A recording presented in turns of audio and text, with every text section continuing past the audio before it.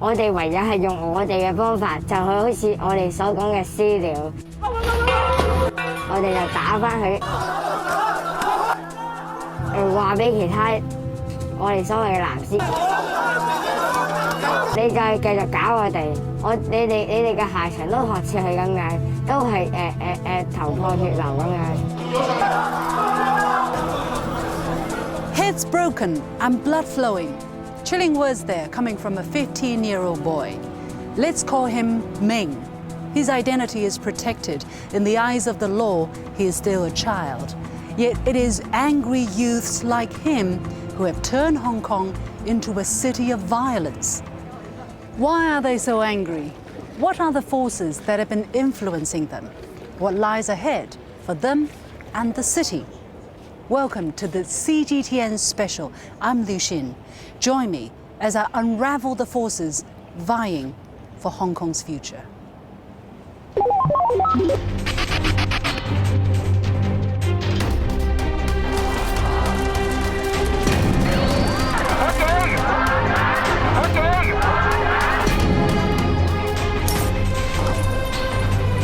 Something spiritual, normative.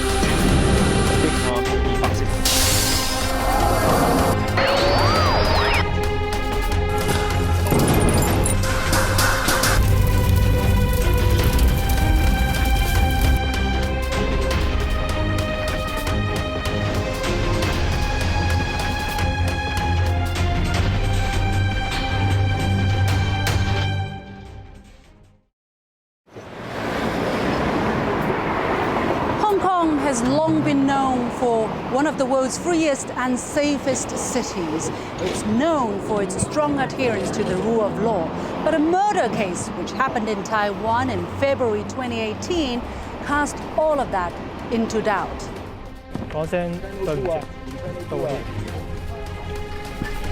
The Hong Kong resident was suspected of killing his girlfriend in Taiwan before fleeing home.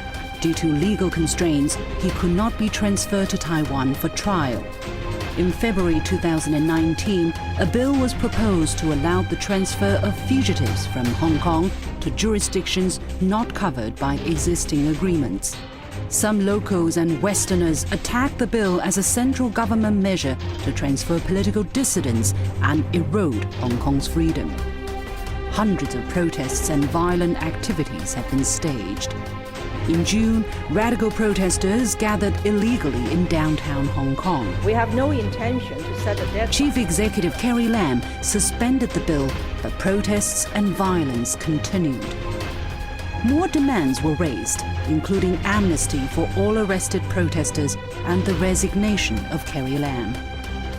2 weeks later, the Legislative Council building was stormed. Later in the month, in the largest seizures of its kind, police discovered a stash of powerful homemade explosives, petrol bombs, and corrosive liquid. The Hong Kong airport was paralyzed for days. The bill was formally withdrawn on September the 4th, but violence escalated. Rioters vandalized public facilities, ransacked businesses, and attacked police and ordinary people with opposing views. Protesters, including rioters, also occupied Hong Kong Polytechnic University in a violent standoff with police. By mid-December, 6,105 people were arrested, among whom nearly 40% were students, 1/3 were minors.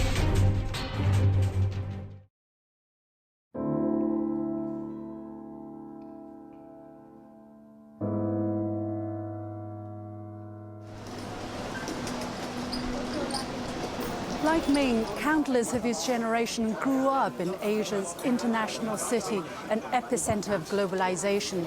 Despite the city's affluence, they feel frustrated, dissatisfied, and unhappy. Livelihood issues have long plagued Hong Kong. Wealth disparity is wide. Housing price is among the highest in the world. However, 15-year-old Ming didn't complain about bread and butter issues.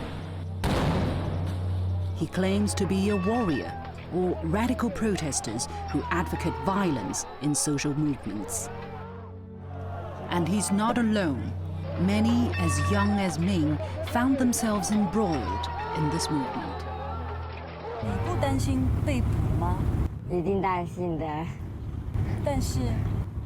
但是如果我哋贏唔到呢一場運動，香港繼續係一路係冇民主自由，冇晒香港嘅核心價值之後，可能我哋我哋而家仲我哋揾工作之後，其實都可能冇乜用啦已經。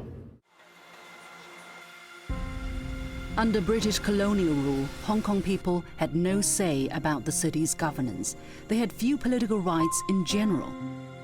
Since Hong Kong's handover to Chinese rule under the One Country, Two Systems framework, a democratic system has been established in the election of chief executive and legislators to protect the basic rights and freedoms of Hong Kong residents according to the law.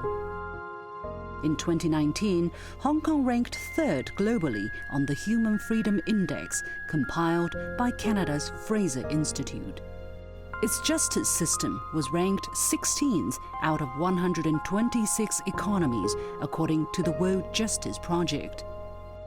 John Maguire has lived in Hong Kong for 28 years.